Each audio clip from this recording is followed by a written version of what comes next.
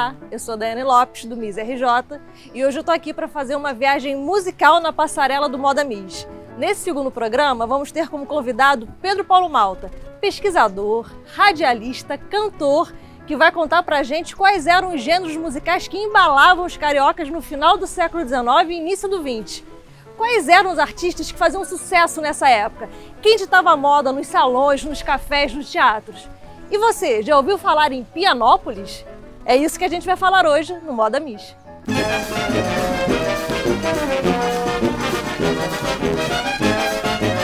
Pepe, queria começar então os trabalhos perguntando para você como é que era a cena do Rio de Janeiro musical na virada do século XIX para o século XX. O Rio de Janeiro era a cidade dos pianos, como é que era? Pois é, tinha essa história, né? O Rio de Janeiro foi... Pouca gente sabe, né? Que ele foi chamado um dia de Pianópolis, né? E é muito engraçado pensar nessa cidade que musicalmente remete a tantas outras coisas, né? Um dia ter sido conhecida como Pianópolis. Isso porque, né? Depois de 1808, da vinda da família real para o Rio de Janeiro, tem um movimento muito grande assim, da boa sociedade em importar pianos, né? Comprar pianos. Então, veio muito piano da Europa para cá e o piano passa a fazer parte da vida social, da vida musical do Rio de Janeiro, né? As festas se dão em torno dos pianos, né? A gente não pode esquecer, por exemplo, que nos cinemas, né, os primeiros filmes são mudos, né, até a década de 20, até 1927, né? O cinema é mudo, então você tem o acompanhamento musical do cinema mudo, muitas vezes com piano, às vezes com pequenas orquestras, mas muitas vezes com piano, né? E muitos desses grandes pianistas que fazem parte da história da nossa música, por exemplo, Radamés Inátali, por exemplo, Ernesto Nazaré, tocaram piano em cinema. E quem criou esse termo Pianópolis, quer dizer, para o Rio de Janeiro, foi Araújo Porto Alegre, em 1856. Né? O piano passa a ser uma faceta importante das boas moças, das mocinhas de sociedade, né? Passa a se esperar que essas moças toquem piano, né? Faz parte das prendas, né? Da formação e das prendas. A moça tem que tocar um piano. E aí é curioso pensar que justamente uma moça prendada tão boa de piano vai ser uma das pessoas que vai transformar aquela música europeia que vinha com os pianos em música brasileira. Estou falando da Chiquinha Gonzaga, que não, enfim, por conta dos caminhos, né, que ela vai tomar e que ela vai criar, ela passa a não ser exatamente muito bem vista por essa mesma sociedade de bigodes, né? Essa sociedade que esperava o bom comportamento das moças. Enfim, Chiquinha Gonzaga se separa do marido em pleno século XIX, que não é uma coisa elementar. Ela vai ter que trabalhar para se sustentar, né? E ela vai participar da campanha abolicionista. Ela vai ser uma pessoa que vai ser fundamental na criação do direito autoral. À frente de muita coisa. E sem contar o aspecto musical mesmo, que ela vai ser um dos nomes, assim como Ernesto Nazaré e outros tantos, que durante o século XIX vão dar forma ao que a gente conhece hoje como música brasileira. Né? Que eu acho que no fim das contas é isso, essa maneira, provavelmente na época não se sentia, mas como é que a música europeia aos poucos vai se transformando em música brasileira. E onde é que a gente ouvia? Quais eram os lugares mais frequentados para se ouvir a música? Bom, ouvia-se música especialmente no teatro, quer dizer, o lugar por excelência, né, onde as pessoas podiam ouvir música. Você, na época, a gente não pode esquecer que na época não tinha rádio, né? O rádio é um fenômeno da década de 20, né? E nem disco, né? O disco ele vai acontecer no comecinho do século XX, 1902, né? São os primeiros discos, mas mesmo assim, quando vem o disco, ele ainda é uma excentricidade, que você precisa do aparelho para rodar aquilo e o aparelho é caro, né? Então o disco mesmo vai demorar um tempo. Então assim, as pessoas iam especialmente aos teatros para para poder ouvir música, né? E aí você tem os cafés, você tem os que chamavam de chopes berrantes, e você tem os teatros, né? A Praça Tiradentes é o espaço por excelência dos teatros, né? De grandes teatros, os teatros que antecederam o João Caetano, que está lá hoje em dia, mas que um dia já se chamou São Pedro de Alcântara, sabe? Os frequentadores desse teatro, elite, povão, como é que é? Não, elite, né? Elite. É a sociedade... Arrastada. Os eventos fechados, tanto nos teatros quanto nos salões, né? Uhum. Os salões das casas, enfim, das casas da Rua São Clemente, em Botafogo, você tinha o piano, você tinha as festas, tudo, e aí a gente está falando da parte mais aquinhoada, assim, da população, né?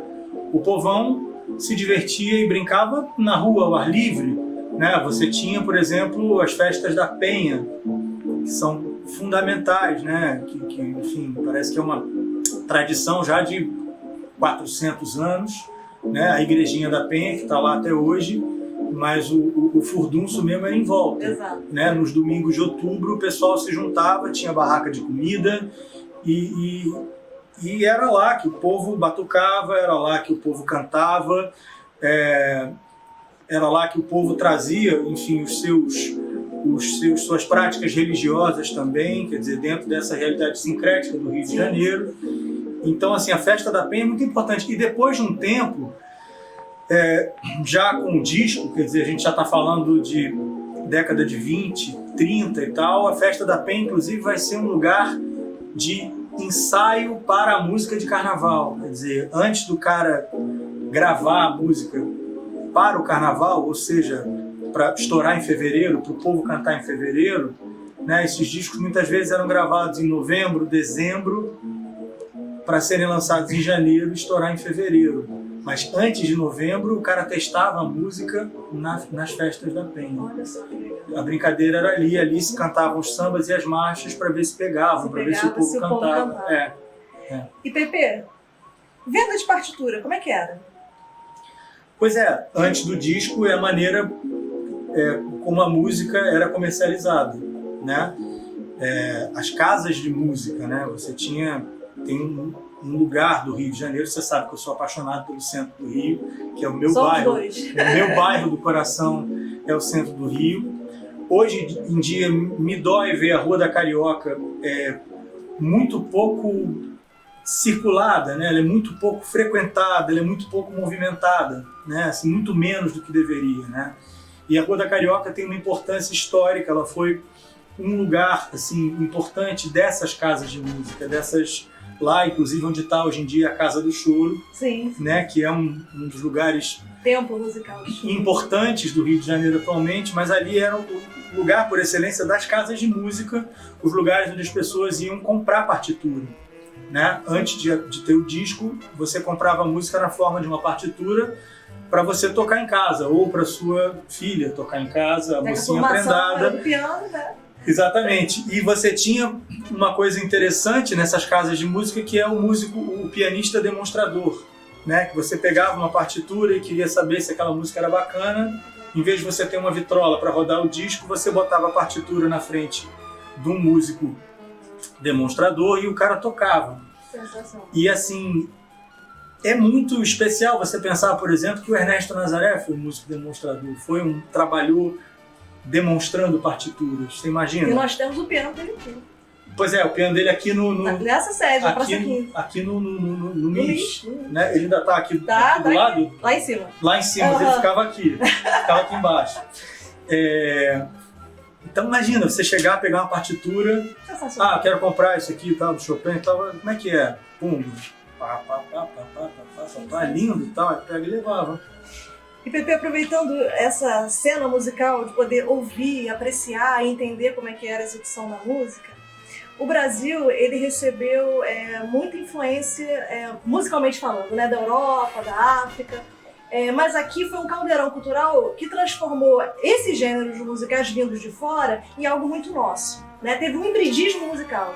Então a gente viu nascer o machixe, o choro, o samba, né? Eu queria que você falasse um pouco desse surgimento, destacasse algumas personalidades que são muito emblemáticas dessa nossa primeira identidade musical, o sotaque brasileiro.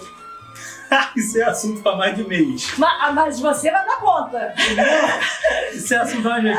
Não, na verdade, assim, tem uma coisa que não é elementar sobre o Rio de Janeiro, que é aquela coisa da cidade-partido.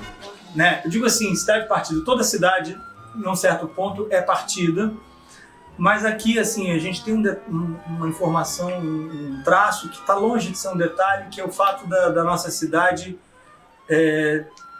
ter recebido, mais do que qualquer outra cidade no mundo, pessoas escravizadas. Sim. Né?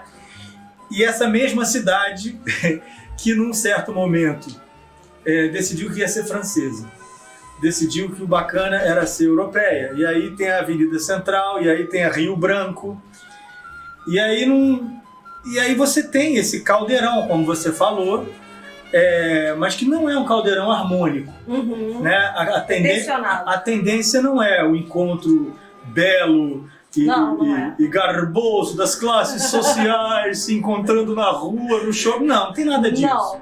Então você tinha uma parte europeia, sim, de bigodes, de mangas bufantes e saias e chapéus. Que desfilavam nas áreas nobres da cidade. E você tem o povão, né? E você tem o povão, na verdade, assim, você tem pessoas que foram trazidas para cá com as suas informações culturais, com a sua língua, com os seus costumes de comida, com a sua música, e isso aqui vai se encontrar, né, com essa matriz que era desejável da boa sociedade, da música europeia, né? Que você tem a polca, por exemplo, uhum. Você tem uma base da música europeia que aqui vai se encontrar com essas outras, né, vertentes que estavam na rua, que estavam nas batucadas, que estavam fora dos salões, exato, possivelmente,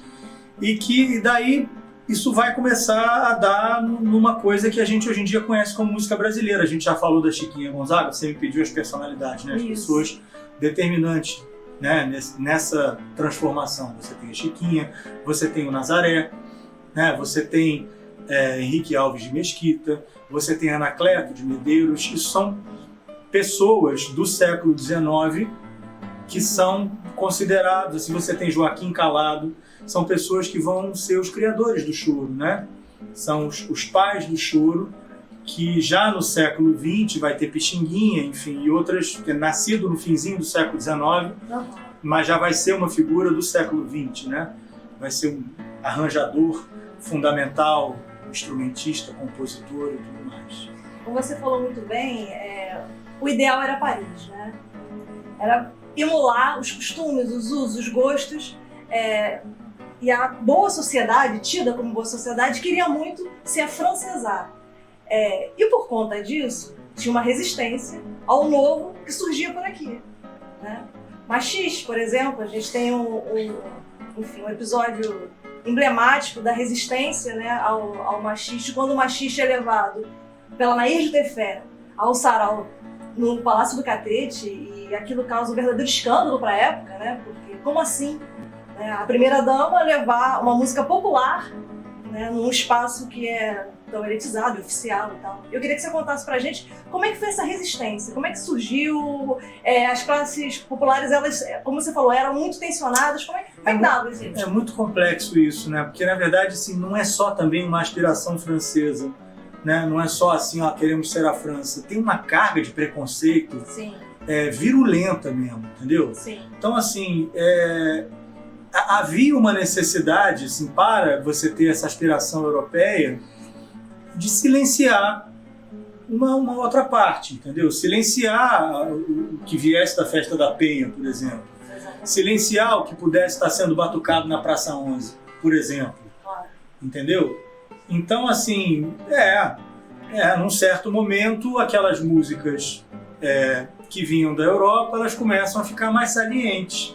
Elas começam a ficar mais buliçosas. E para quem quiser entender, quer dizer, você deu o exemplo do corta-jaca, que é o gaúcho, né, ficou conhecido como corta-jaca, é só ouvir essa música e tentar buscar as gravações mais antigas, né, que são tocadas até de uma maneira mais lenta.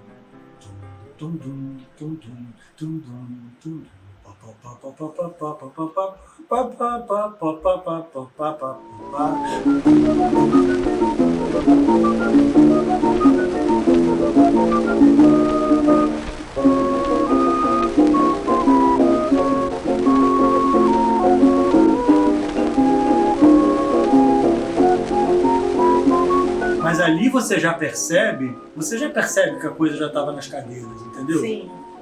E isso, claro que quando a coisa ia para as cadeiras é óbvio que, enfim, esses aspirantes a francês se incomodassem. É natural que eles se incomodassem com esse tipo de coisa. Então você tem um tensionamento, sim. Você tem as pessoas que olham torto para Chiquinha, por esses motivos todos que eu já falei, dela ser desquitada no século XIX, dela ser abolicionista, de tudo isso. Bom, dela ter se casado com uma criatura que era muito, muito mais nova do que ela, né? Então, assim,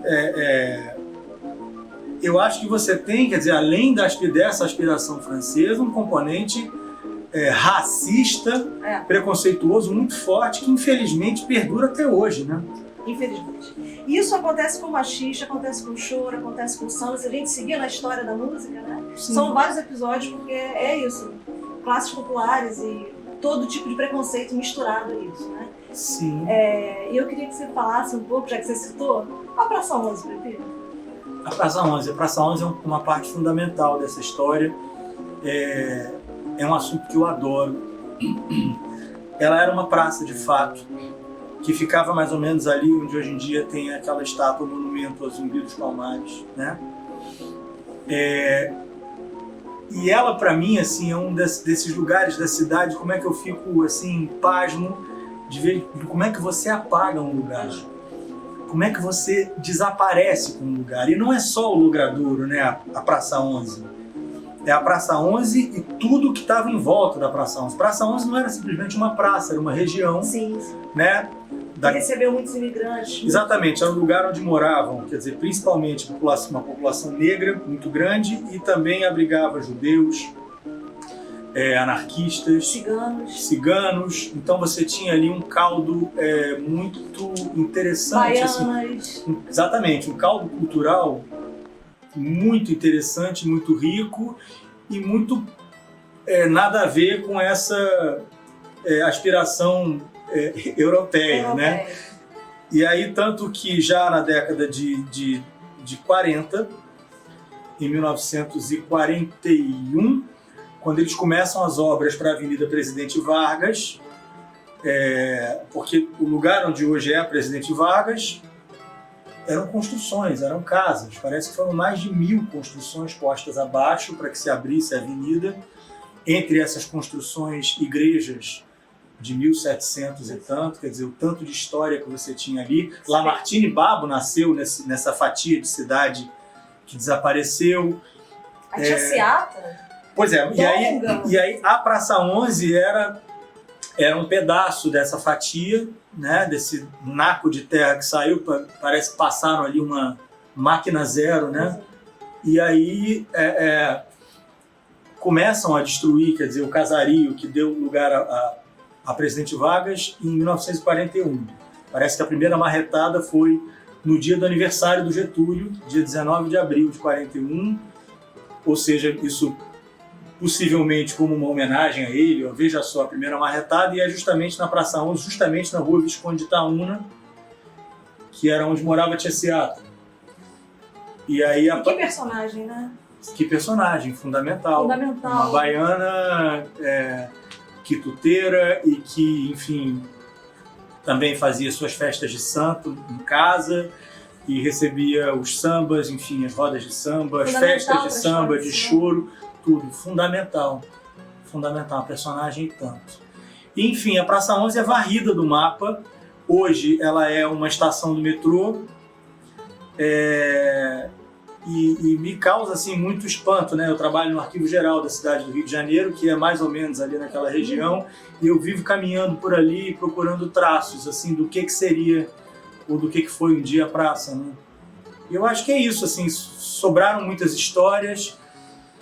Tem música, né, Pepe, que narra esses episódios? Assim. Tem muita música da Praça 11. Acho que assim, o samba mais conhecido foi justamente um samba que foi feito pelo Erivelto Martins e pelo Grande Otelo, preocupados com o fim da Praça 11, né? Porque a Praça 11 era o lugar por excelência dos sambistas e do samba. As escolas de samba, quando foram criadas, elas desfilavam em volta da Praça 11. O primeiro desfile, em 1932, foi em volta da Praça 11, 33, 34, 35.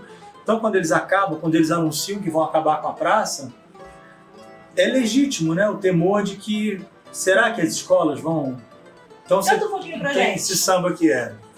Vão acabar com a Praça 11, vai haver mais escola de samba, não vai. Pom, pom, pom, chora o tamborim, chora o morro inteiro, favela, Salgueiro, Mangueira, Estação Primeira, guardai os vossos pandeiros, guardai, guardai, porque a escola de samba não sai.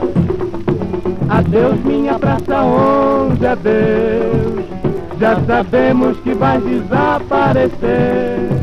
Leva contigo a nossa recordação, mas ficarás eternamente em nosso coração. E algum dia nova praça nós teremos, e o seu passado cantaremos. Aí. Foi uma confusão danada na época, o pessoal se revoltou. Acabou que eles deixaram a praça, derrubaram tudo, a praça ficou até os anos 60, ficou a praça ali. Mas de que adianta a praça se você não tem as pessoas, claro, né? Você não tem o casario, você não tem... Né? Aquele encontro, você né? não tem as batucadas, você não tem as pessoas, você não tem o caldo cultural, você não tem o vai e vem, o comércio.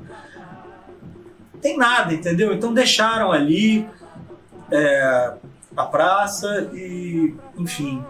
Quero te agradecer muito sempre, você é um parceiraço do Mix, tá sempre aqui com a gente. Pô, eu adoro esses assuntos, adoro vir aqui, adoro falar sobre isso e é isso aí, a memória existe para isso, né? Pra gente trazer, compartilhar e, enfim, contar essas histórias, é um prazer. Agradeço a sua companhia e faço um convite para você que curtiu o Moda Miss musical para fazer a pesquisa no nosso Centro de Pesquisa e Documentação. Basta enviar um e-mail para saladepesquisa@mis.rj.gov.br e agendar. Obrigada e até o próximo Moda Miss. Vão acabar com a Praça 11, vai haver mais escola de samba, não vai.